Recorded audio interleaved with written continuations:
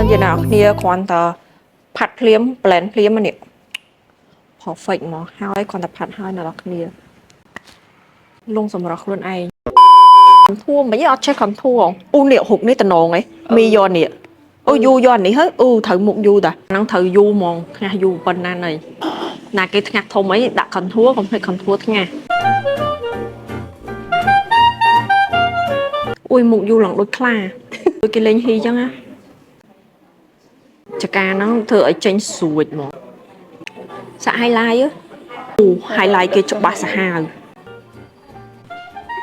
អូចង់ដាក់តែមាត់មកអូណាគេទិញអាហ្នឹងណាប្រើដៃទៅ blend nó ល្អញាក់ឡើងប្លូញាក់សាច់បដ ாய் ប្រាប់គេថាសដៃស្រាស្រាខ្លួនយូឡើងស្អាតអូយចេញមានចង់ contour ដែរអូយពណ៌គេដុតសាហាវកន្លែងនេះឲ្យវារៀងឥឡូវយូធ្វើឲ្យមីបដ ாய்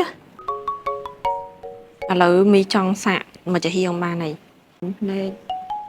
មីដាក់មក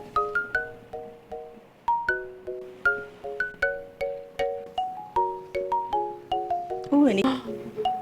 អានេះលេខ2ថ្ងាស់ទៀតថ្ងាស់គេជួយឲ្យវិជាគេទៀត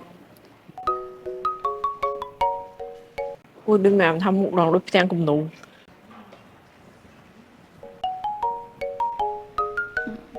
អានេះហ្នឹងណាពេលតប់យូរទៅឡើងប្លើផម៉ែហេប្លន់គូធួយអូទៅគេផ្អើមrồiយូរមិញបានដេកមើលឡើងស្លក់មើលខាងនេះធ្វើអីគេហ្នឹងអូចង់ដាក់ភ្នែកពួកអែនហ្នឹងគេថាប្រើភ្នែកបានទៀតឡើងខុសគ្នាឆ្ងាយហ្មងនេះហើយនៅហើយដាក់លេងកតុស៊ីកាហ្នឹងអូយផាត់តិចសោះស្អាតមែនអូហែងមិនអត់ខ្លាំងមែនមុនហ្នឹងប្រើទៅលបោដូចគ្នាតាមានអីតិចសោះសាហាវខ្លាំងណាស់ពុកម៉ែ